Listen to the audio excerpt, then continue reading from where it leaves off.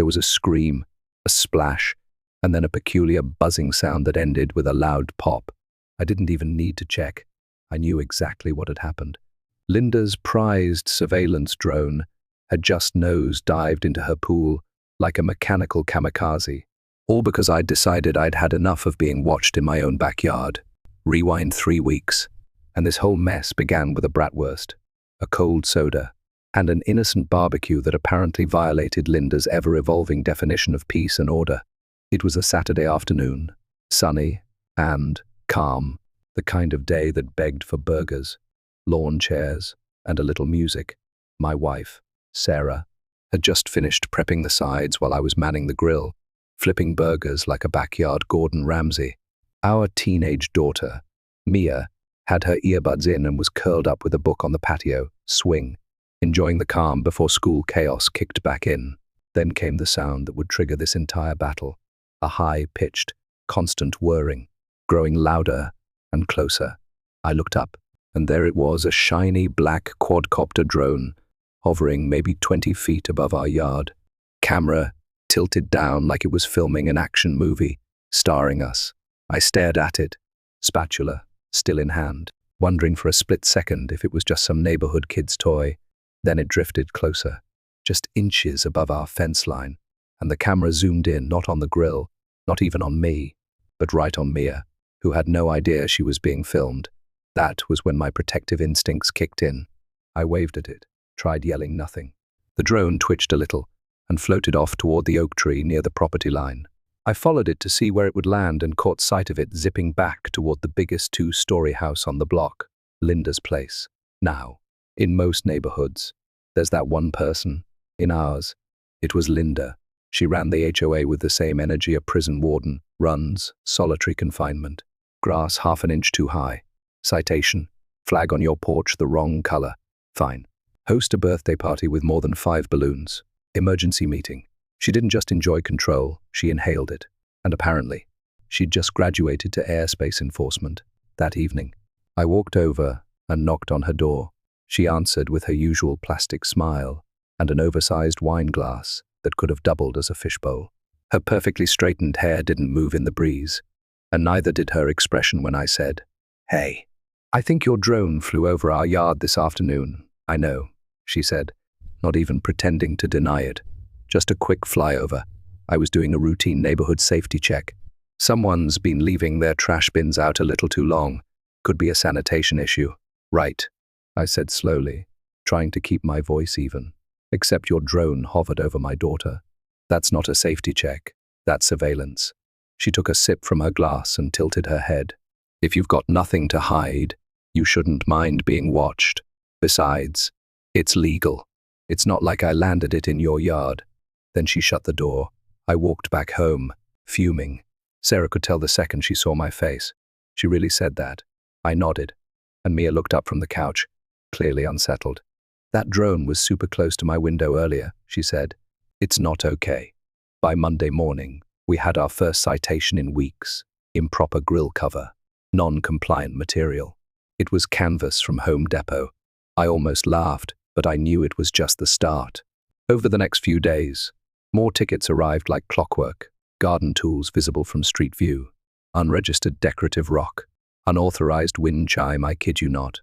We got a warning for a wind chime. And every time we stepped outside, we could hear the buzz. Always nearby. Always watching. Sarah stopped hanging laundry on the line. Mia started pulling her curtains tight every night.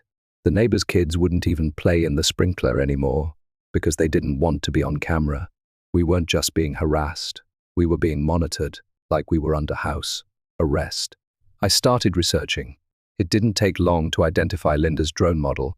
It was a high-end surveillance quad with programmable routes, real-time video, and an impressive range. That wasn't a hobbyist drone, it was made for recon. That's when I realized Linda wasn't just trying to enforce the rules. She was building a miniature surveillance state with herself as queen, jury, and air traffic control. What she didn't know, what no one around here knew, was that I spent 6 years designing counter-surveillance tech for government contractors. I wasn't just familiar with how drones work. I'd helped create software to jam them, redirect them, and even brick them mid-air when necessary. I'd walked away from that world to have a quieter life. And now it felt like all those skills were about to be used in a war against HOA tyranny. That night, I dusted off my old kit in the garage. It was like meeting an old friend: signal scanners, frequency readers, directional jammers. Linda wanted a war of tech. Fine, I'd give her one. But I wasn't going to do anything illegal, just inconvenient. Immensely inconvenient. The next morning, the drone came back. I sat under the patio umbrella with a smoothie and a laptop while it floated above me. I activated a low-power pulse jammer. The drone shuddered slightly, dipped down a foot, then corrected itself. Linda must have been confused. I turned the signal off and sipped my smoothie like nothing had happened. Later that afternoon, a neighborhood-wide email from Linda pinged my inbox. Attention all residents. There may be foreign interference in our neighborhood security systems. Be vigilant. Report suspicious tech behavior. It was laughable. She was paranoid, and it was only going to get worse. Sarah asked me if I was going to report her. I told her no.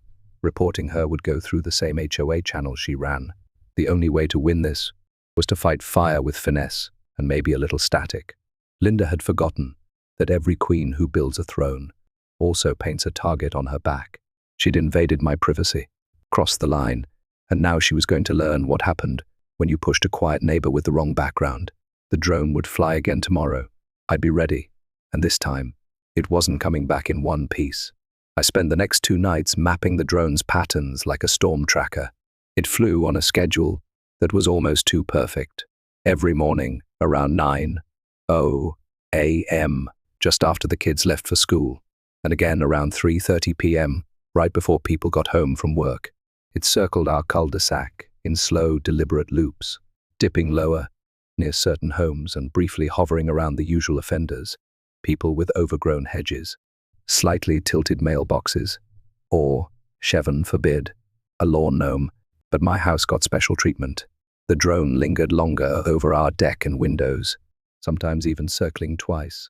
Linda wasn't just collecting evidence for the HOA. She was nursing a personal grudge. I took careful notes, even charted its flight altitude using an old visual rangefinder I used back when I did signal diagnostics. From that, I determined the drone was flying between 30 and 40 feet, up well below FAA minimums. Technically legal depending on state rules, but definitely shady when done without consent. Not to mention, she was using it like an airborne tattletale. That made her obsession all the more dangerous. What really raised my eyebrow was that she never let the drone fly too far from her property. It always stayed within 3 houses of her front door, like she needed it close to home in case it failed. That told me something else. She was piloting it manually, probably from her upstairs living room. A few drone models could be programmed, but this one responded to movement too quickly for a pre-coded path. That gave me a clear edge. If she was controlling it in real time, I could disrupt her signal right when she was mid-command, not enough to crash it yet, but just enough to let her know someone else was in the game. Now, the first field test had gone perfectly. The drone had stuttered, dipped, and then self-corrected. Linda must have noticed, but she probably chalked it up to a weak connection or wind interference. I waited 2 days before my next test, knowing she'd be watching more closely. Sure enough, her paranoia escalated.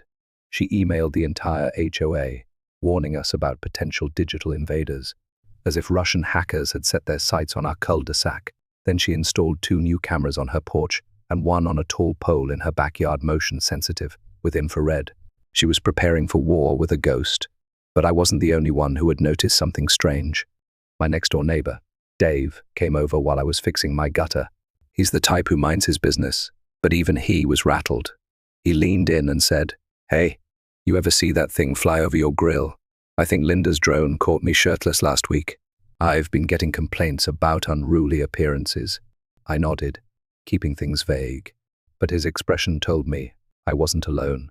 The neighborhood was starting to feel like a fishbowl, with one person doing all the watching. I kicked the next phase into gear. I built a directional jammer, disguised as a decorative birdhouse, and placed it on my patio railing. It looked harmless, a wooden robin perched on the edge, staring into the void. Inside, it had a modified frequency disruptor that could scramble signals in a 50-foot cone, still legal under most state laws, as long as it didn't cause interference to emergency bands or commercial services. I'd tested it at half power already. Now it was time to dial it up. The next morning, Linda's drone arrived right on schedule. I sipped my coffee as it floated into range. I flicked the switch. It jerked in midair like it had hit an invisible wall, spun left too fast, then wobbled. I turned the jammer off after 5 seconds. The drone steadied, hovered, and zipped back to her house like it was scared. That was enough to throw her off. I imagined her staring at her monitor, tapping her controller like it was broken. Then came the HOA-wide email blast, titled Strange Interference Event. She claimed someone was attempting to sabotage community safety. She even attached blurry screenshots of what she described as interrupted footage, which was basically grainy video of my birdhouse and my grill. No proof, no face, just desperation. She was spiraling, and I knew it wouldn't take much more to tip her into full meltdown. By that weekend, Linda had gone full spy thriller. She hired a private security firm, probably out of some neighborhood enhancement fund, to install a portable antenna on her roof. I spotted the van and snapped a few pictures. When I asked the installer what it was, he muttered something about signal repeaters and connectivity boosts. In other words, Linda was trying to amplify her drone's range so she could maintain control if it went too far. She was adapting, but so was I. That night, Sarah and I sat on the porch, watching the stars, and I showed her the jam logs from my laptop. She raised an eyebrow. "You're treating this like a mission," I nodded. "That's because it is one." She turned this into a privacy battleground. "We're not just her neighbors, we're her targets." Sarah paused and said, "Just be careful, she's crazy." But crazy people get dangerous when they feel powerless. The next day proved her right. The drone showed up again, but this time it had a new trick. It carried a tiny speaker attached to its underside, and as it hovered near our porch, it emitted a loud, garbled voice. "This is private property. Please comply with HOA regulations." It was Linda's voice, pre-recorded, amplified. The audacity of that woman. Mia came running out of the house in disbelief. Is she sending audio messages now? What is this? A flying Linda? I couldn't help but laugh, even as my jaw clenched. That was the moment I realized Linda wasn't going to stop. The drone was no longer about rules. It was personal now. Some deranged power game she needed to win. I wasn't dealing with a bored retiree. I was up against a woman who had tasted power and would do anything to keep it, including violating every boundary of decency and privacy. I decided the next test would be the last.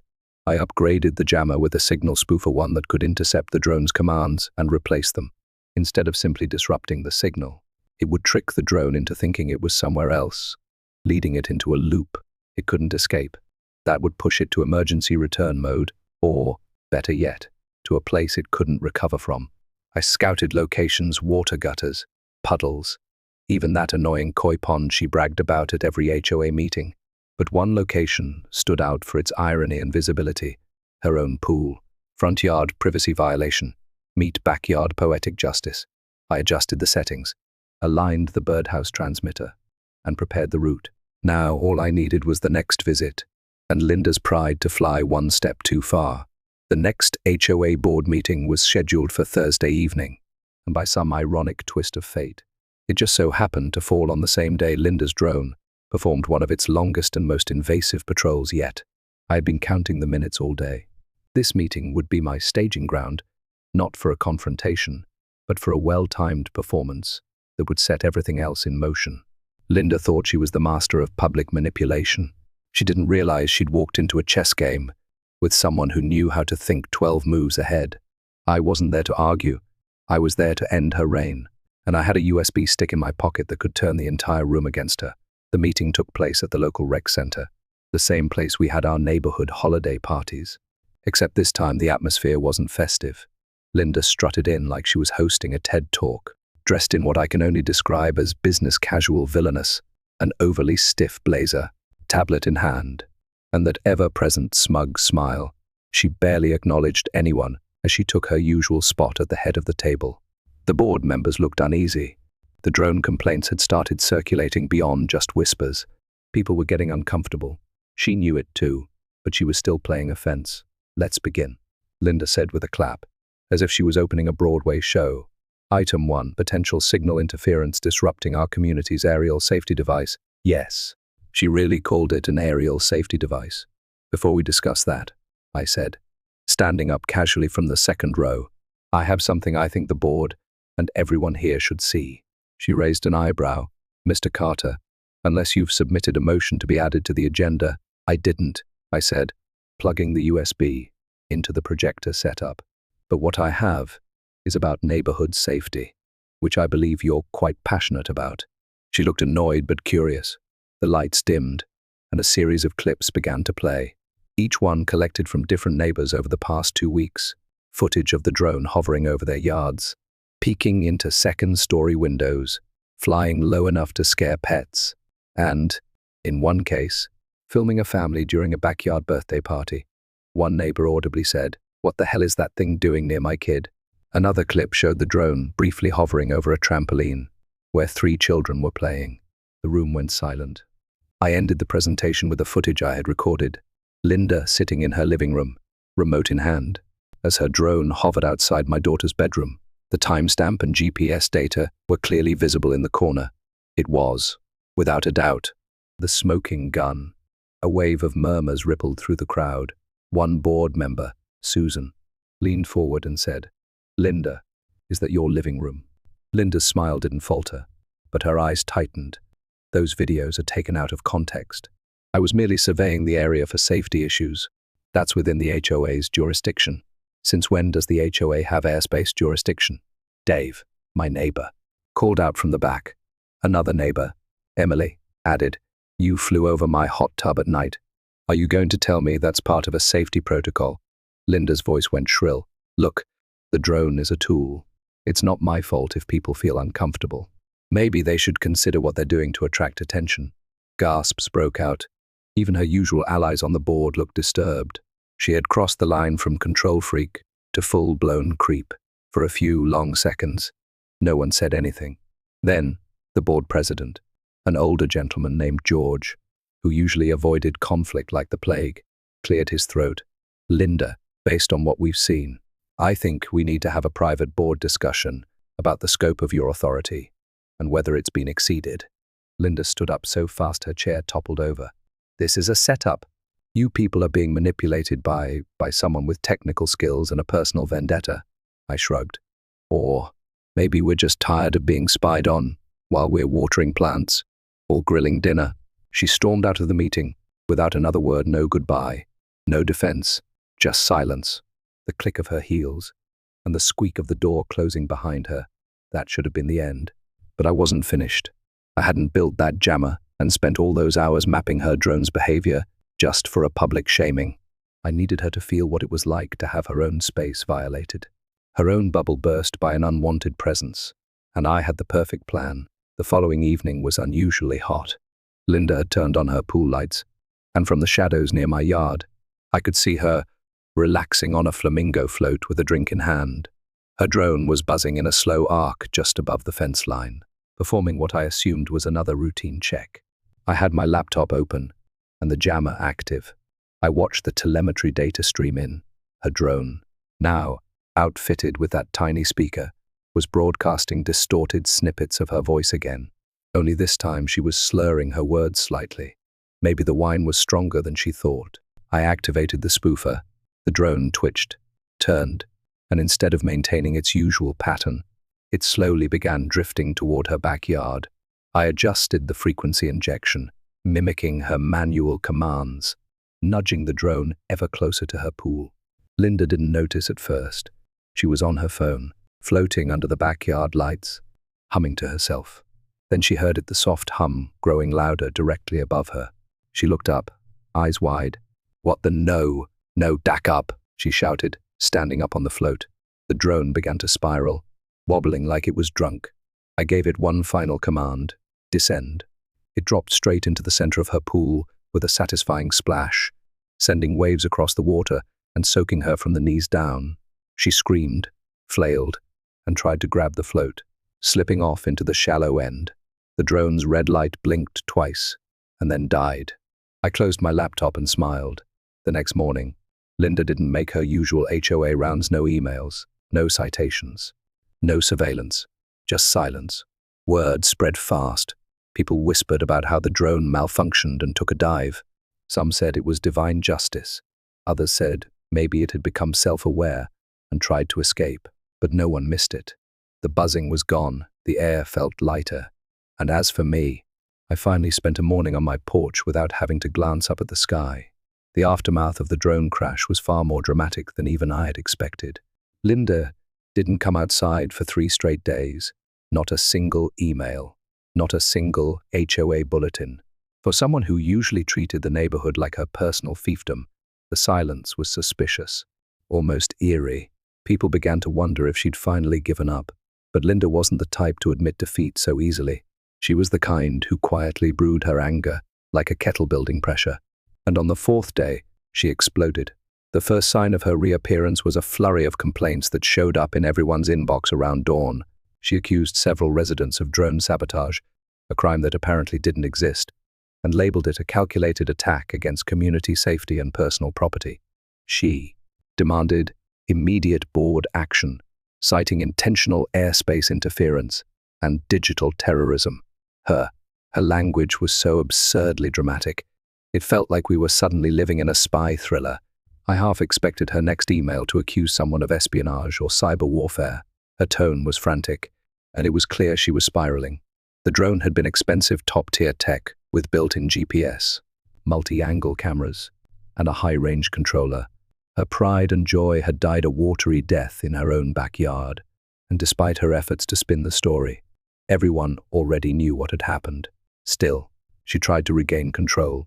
She marched to every board member's house with printed packets filled with evidence she claimed linked someone in the neighborhood to the crash. But none of it was real, just vague technical jargon she'd pulled from Google, completely misunderstanding how signal interference even worked. The board didn't buy it. Susan, the treasurer, openly laughed during one of her rants and told her, "Linda, you can't just accuse people because your toy took a swim." That only fueled Linda's paranoia. She even called the police, insisting her drone had been illegally downed. The responding officer apparently had a hard time keeping a straight face when she tried to describe how enemy frequencies had corrupted her control systems. The best part: the drone's memory card had been completely fried from water damage. Whatever footage she'd hoped to use as evidence was gone. All that remained was a charred circuit board and a soaking wet shell. By now, the neighborhood was watching with a mix of amusement and concern. Linda wasn't just angry, she was unraveling. A few residents suggested she take a break from HOA duties, maybe even go on vacation. But Linda wasn't built for retreat.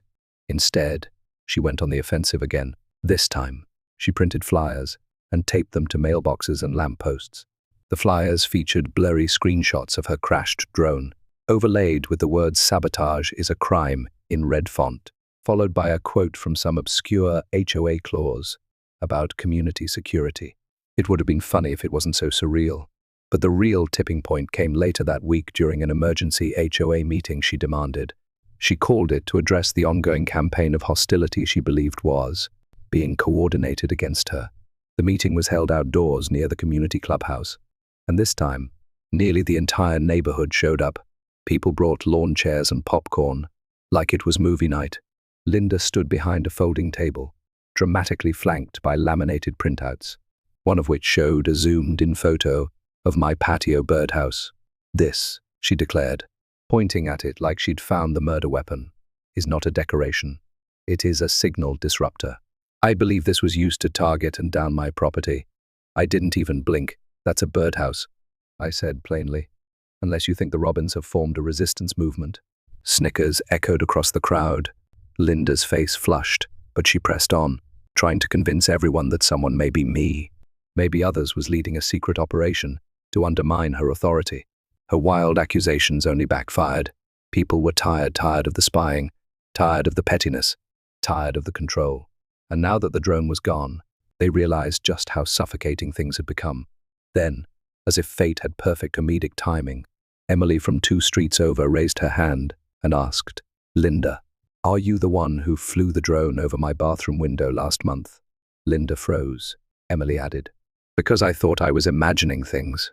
But now, I'm pretty sure that was your drone. I was literally brushing my teeth, and it was right there, Laughter erupted not because it was funny in itself, but because it was absurd. The idea that Linda had become so obsessed with her HOA crusade that she'd accidentally spied on people in their pajamas was beyond ridiculous. It was appalling, embarrassing, and exactly the moment the room turned against her. George, the board president, stood up and cleared his throat. "Linda, it's time we address the issue of authority abuse. You were never authorized to conduct aerial surveillance of any kind. There are privacy laws, and what you did crossed the line." She tried to argue, but her words didn't carry any more. Her power had evaporated. The board voted right then and there to suspend her HOA privileges pending an ethics review. She was stripped of her enforcement authority. Her access to the neighborhood newsletter was revoked. She was, for the first time in years, just another resident. The next morning, the HOA email came from George's account, not Linda's. It contained a simple announcement, effective immediately. All aerial surveillance over private property is banned within the HOA jurisdiction. Residents are entitled to privacy, and no one may use drones for monitoring or enforcement purposes. A formal bylaw revision is in process. It was followed by a parenthetical nickname, also known as the Linda Clause. The whole neighborhood had a field day with that. People started making jokes. Someone put a tiny plastic drone in the community garden with a cardboard sign that said, "Rest in pieces." Another neighbor changed their Wi-Fi network name to enemy frequency. Even Dave made a mock HOA badge with a picture of a birdhouse on it and wore it around during his morning walk. As for Linda, she disappeared from view. Her blinds stayed closed. Her porch lights were off. She didn't show up at community events, didn't respond to emails, and, for the first time ever, didn't complain about the recycling bins being left out too early. Whether it was embarrassment or pure rage, no one knew for sure, but the important part was that she was gone in every way that mattered. It wasn't just the drone that crashed. It was the illusion of control she had built over the years. Her grip on the neighborhood had finally slipped, not because someone yelled or fought, but because she exposed her own obsession. All I had to do was guide her toward her own self-destruction and let gravity handle the rest. And in the quiet that followed, the neighborhood breathed a collective sigh of relief. There were no more flying cameras, no more voice recordings, no more citations for wind chimes or gnomes.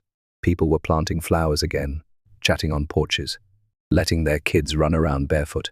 The air felt normal, the way it should have been all along. Life returned to the neighborhood in the most beautiful and unexpected way. It wasn't just about the drone being gone or Linda losing her grip on the HOA board. It was about people finally feeling like they could breathe again. That persistent tension, the subtle fear that any misstep would result in a citation or a complaint, it all evaporated. Kids played basketball in driveways without worrying about noise complaints. Someone painted their fence teal, and nobody cared. Dave even started hosting impromptu backyard barbecues, the kind where you could hear the laughter 3 houses down.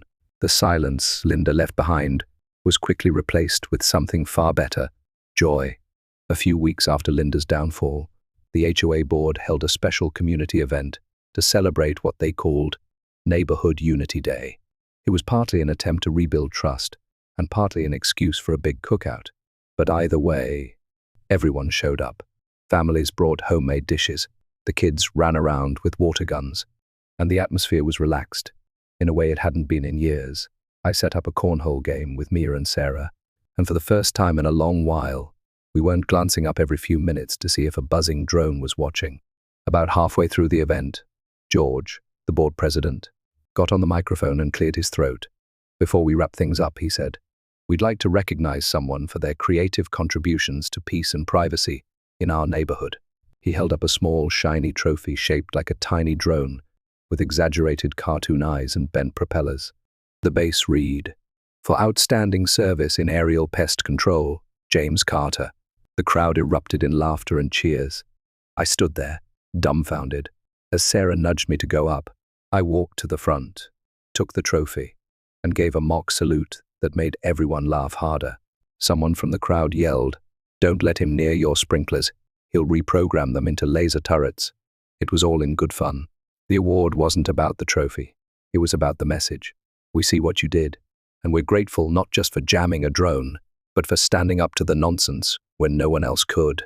Even Linda's husband, Mark, gave me a polite nod from across the park. He looked like a man who had aged 10 years in the last few weeks. Rumor had it he'd been the one urging her to give up the drone obsession long before it all exploded. Now he mostly kept to himself, walking their dog alone and never saying much. If there was any relief for him in Linda losing power, he didn't show it, but he didn't fight it either. Later that evening, I sat on my porch with Sarah, watching the sun dip behind the rooftops. Mia was inside, video calling her friends, probably gossiping about Neighborhood Unity Day and the drone trophy. Sarah leaned back and sighed. It's crazy, isn't it? All of this started with a barbecue. I smiled, and a very nosy drone. She looked at me, amused. Do you regret it? Any of it? I thought about that for a moment. No. I think Linda needed to be shown that privacy still matters, that control has limits. And besides, it was worth it just to see her drone do a perfect belly flop into her own pool. Sarah laughed so hard she nearly spilled her lemonade. You really planned that down to the splash, didn't you? Every inch of it, I said proudly. The next morning, I took a small project out of the garage I'd been working on, a new drone, not one for spying, but for fun. It was built from scratch, using parts from a kit Mia and I had started months ago but never finished. This one didn't have cameras or speakers. It wasn't meant to record or patrol. It was designed to deliver snacks, yes, snacks. A little basket underneath carried anything from a bottle of water to a bag of chips. It was Mia's idea, a drone that brought her cookies while she did homework in the backyard. I fired it up and let it hover gently over the lawn. Mia ran outside, squealing with delight as it flew a slow circle and dropped a granola bar near her. She clapped and gave me a thumbs up. I couldn't help but feel a weird sense of pride. Where Linda had used tech to dominate, I was using it to entertain and connect. It wasn't the technology that was the problem. It was the person behind the controls. Dave stopped by around noon, holding a package and grinning. Hey, James, you got a minute? He handed me a small wooden plaque. It had a laser-engraved image of a birdhouse and the words, "For tactical bravery in the face of HOA tyranny." I laughed so hard I nearly dropped it. You made this, made it, varnished it, and even debated adding blinking LEDs, he said proudly. But I figured subtlety works better. By then, the Linda stories had taken on a life of their own. New residents asked about the drone saga, like it was a local legend. Someone even suggested we turn it into a Halloween theme, kids dressing up as drones, birdhouses, and angry HOA managers. Linda herself had faded almost completely into the background. She still lived here, technically, but she didn't interact with anyone anymore. Her windows stayed closed, her yard unkempt, and her mailbox stuffed with junk mail she never picked up. It was like the neighborhood had moved on without her. The HOA board eventually passed a full revision of their bylaws. No surveillance equipment was allowed without full community consent. Any citations had to be backed by human observation, not aerial footage, and drones were banned. Period. No exceptions. The rule was affectionately known as the Linda Clause. And though some newer residents didn't know the backstory, the rest of us always chuckled when we heard it mentioned. As for me, I finally got back to enjoying the little things, mowing the lawn without a camera buzzing above, drinking coffee on the porch without wondering if I'd be cited for unlicensed plant placement, and, most importantly, feeling like my home was actually mine again. One evening, just before bed, I noticed Linda standing in her driveway, staring up at the sky. She looked older, tired, like someone who had poured all their energy into controlling others, only to find themselves completely alone. For a moment, I considered waving, but she turned and went inside before I could. Sarah joined me a few minutes later and asked, "You ever think she'll try again?" I shook my head. She had her shot. She built a throne out of paranoia and turned herself into a punchline. If she tries anything again, the whole neighborhood will be ready. Sarah nodded, resting her head on my shoulder. Good, because I like the peace. And so did I.